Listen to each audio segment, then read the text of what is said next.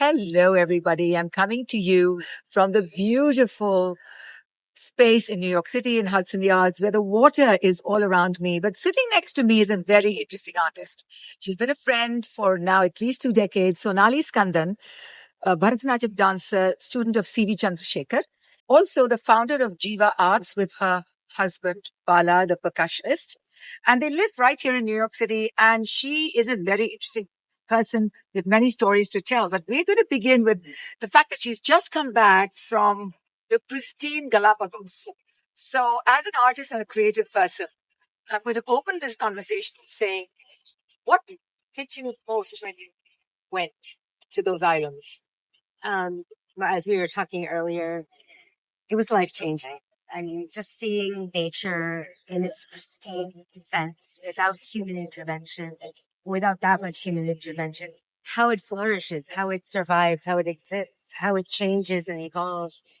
It was just beautiful to see all of that. And concept of time, how time is so constant, but magnanimous. You're talking about centuries, millennia of change that's there.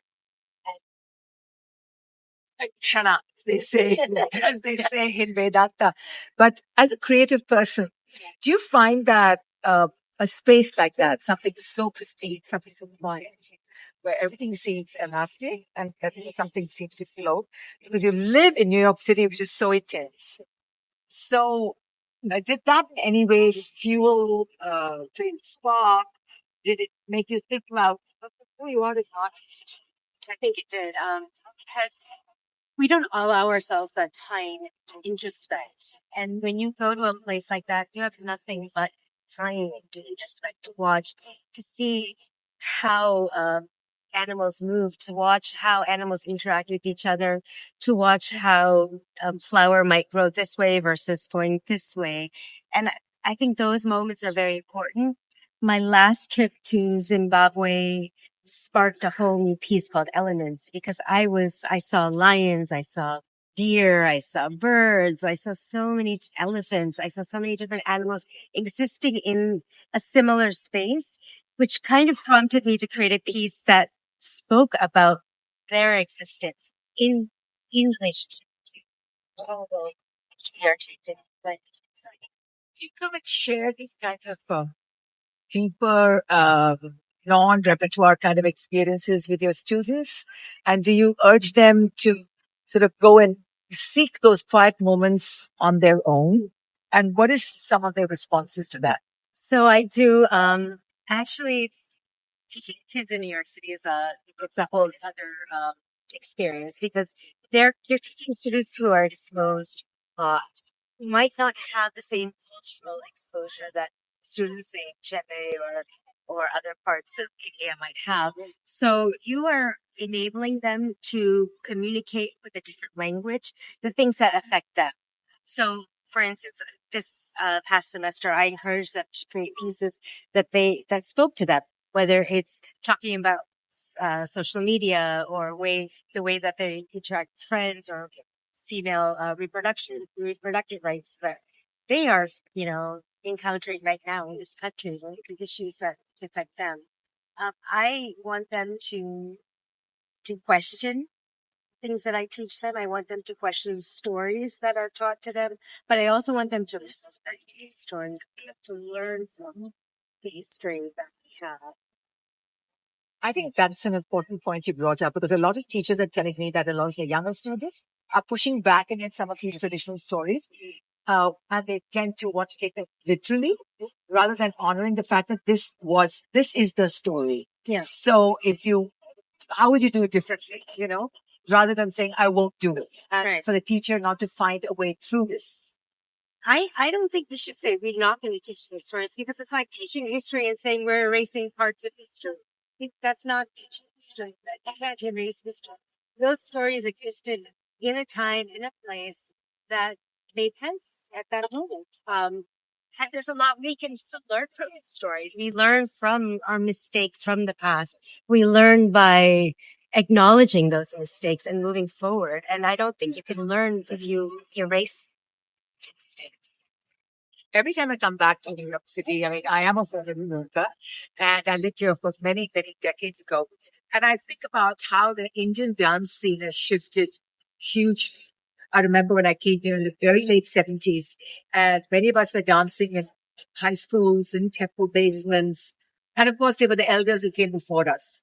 Now I see definitely a more professional space, presentation. Would you say that in the Indian dance scene in North America, or at least in the US, that New York City has the biggest push towards creativity or improvisation or experimentation, pushing towards new ideas within the form? I think New York City definitely is a hotbed for creativity and experimentation. I think a lot of it has to do with what we're exposed to. We see so much dance from all parts of the world. We see so much high quality dance. And naturally, it's in our blood then to emulate that or to try to aspire to that. And whatever we see seeps into our work and informs our creative process. So I think that's not something you can escape. I think as an artist living in New York City, you kind of, it's your duty in a way to expose yourself because where else are you going to find that inspiration? So I think that's one main reason why creativity exists in the city far more than other parts of the United States. I also think that the presenters, the organizations that support the arts encourage such presentation. That might not have been the case many decades ago. Yes, 20, But I think now people want to see work that is crossing boundaries, that is collaborative, that is kind of informed by not a monolithic ideology, but diverse ideologies. Right. I've always felt that all Indian classical dance would really benefit from the idea of a third eye. And now there is this growing trend of mentorship. You know, I'm being mentored by, but there's uh, lots of misconceptions about it because you've trained with a guru for 15, 20 years, and then you are attracted to the quality of a performing artist and you move for whatever reason to be mentored by. So what would you envision as an ideal mentorship mentee kind of an environment in Indian dance, which goes beyond just the technique of others or learning an item or trying to be imitative of the mentor? An ideal situation is a mentor that is highly experienced, skilled in their craft, guiding another artist in their profession, in their trajectory. So whether it is in creating new work, third eye, as you said, to see that work, but also to question the artist, their intention, their motivation. There's a responsibility from the mentor, and that is really opening the eyes up of the mentee to why they are doing what they're doing and what is the intended outcome. If the mentor is just imposing their views on the mentee, then I don't think that's a very beneficial relationship. I think there has to be room to expand, to grow for the mentee, and that mentee's voice has to be at the forefront of what, what the work or what their process is. After going back to India so often to study with your guru, Sri Chandrasekhar, now that he has passed, and for many years you've been working with Dr. Maya Kulkarni. And what is it about her that prompted you to forge that working relationship? And how do you think that has impacted or helped your own art flourish and grow? So, I've been working with ING for now, let's say about 9 years or so, 8 to 9 years. And I think her vision, her ideas, what she kind of adds to your own work is the sense of no restrictions, boundaries, letting go of kind of the strictures that you are trained in, but not leaving the classical form. So still respecting those, the quality, the standard, the stamp that we have trained so hard in, but trying to find ways in which we can tell the story a little differently, use our gestures a little differently, use our bodies in more of a communicative way.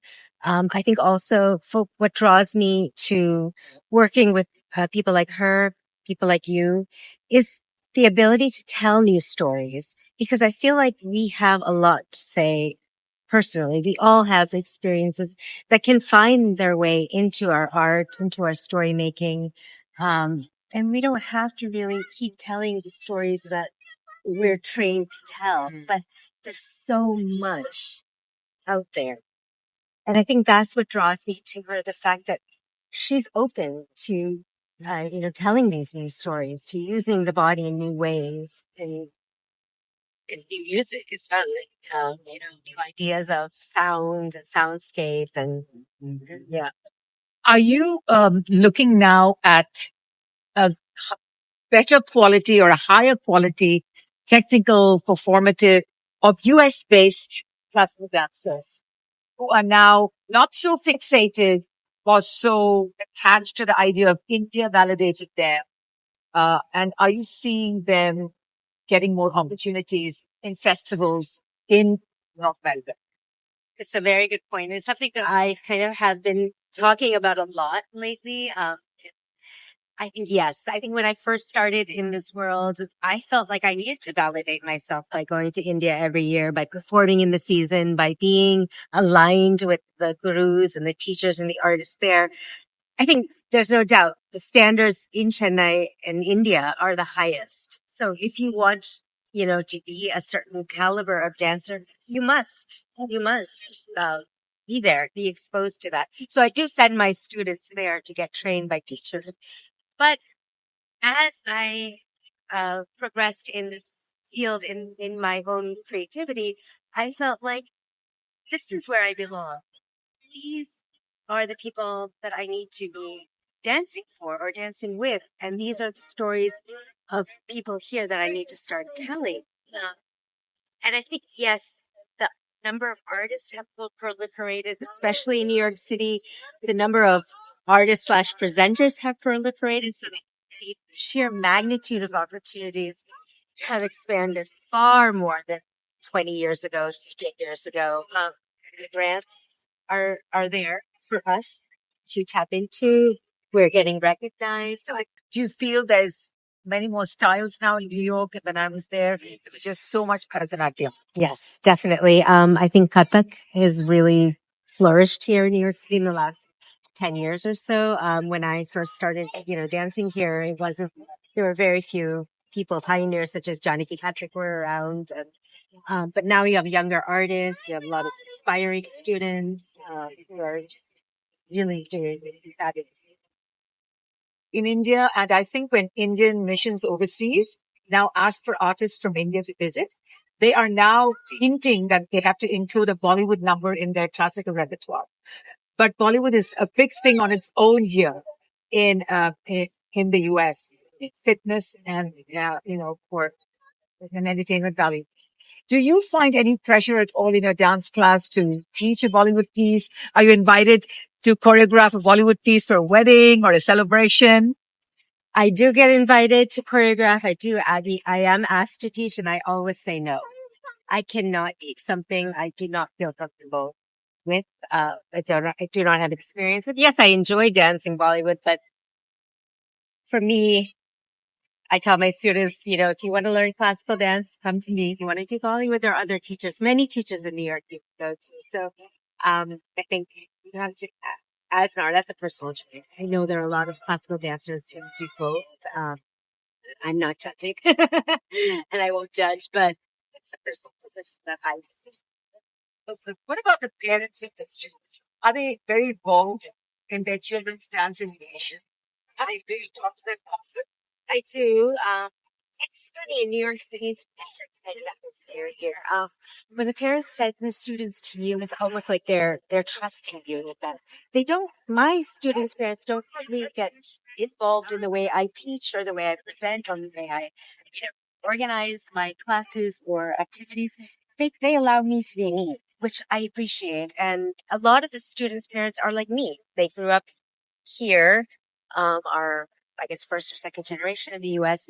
So they're trusting their children to educate them in the way that I believe in. And finally, Sonali, I wanted to ask you, this is a country in which a dance artist, if they don't make it to what we call main stage performances, and not everybody can, because there's another wheel of agents and representation and contracts and those kinds of negotiations. But there are so many opportunities in educational outreach, museums, parks, schools, kindergartens, seniors, so many opportunities that in India, because we don't know of the opportunities, they're sort of devalued and dismissed. If you don't get on stage, it means you're not a dancer. Right. Do you think that these opportunities are really being tapped into now by the Indian dance community here? I think it's changed. I think when I first started dancing, yes, I was a teaching artist for a lot of organizations and teaching in schools and presenting and performing in schools. And there's support for that. I mean, you get paid well. So a lot of young artists that just come here, I actually encourage them to explore that option because it's a livelihood. As artists, we have to pay our rent here, you know. So it's a very valid profession. And it is valued. I mean, through payment, through opportunities, through performances in smaller festivals and venues that might not be at Lincoln Center or the Joyce. There are so many valued and beautiful festivals here in New York City that you can actually be a part of. It's a whole wide world out It's a there. whole wide world.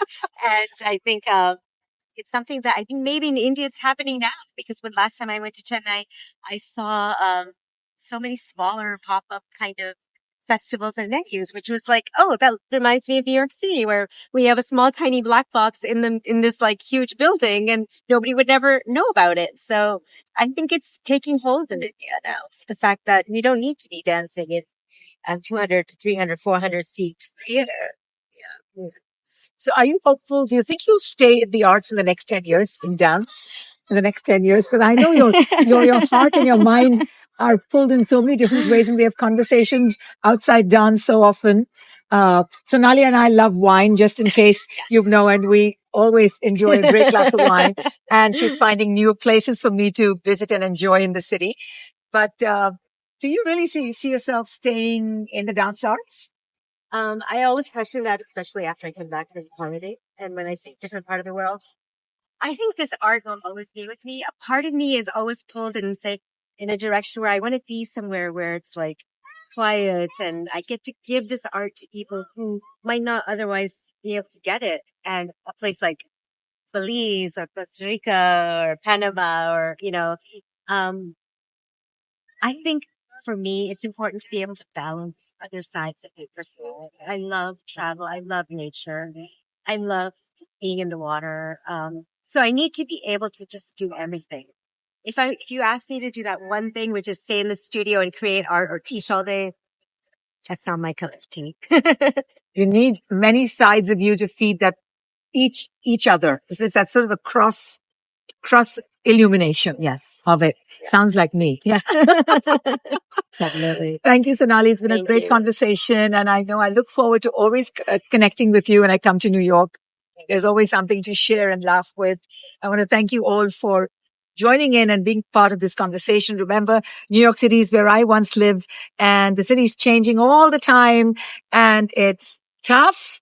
It's gritty, but it's also very generous and welcoming if you choose to. As a dance artist, it's a great place to test your chops.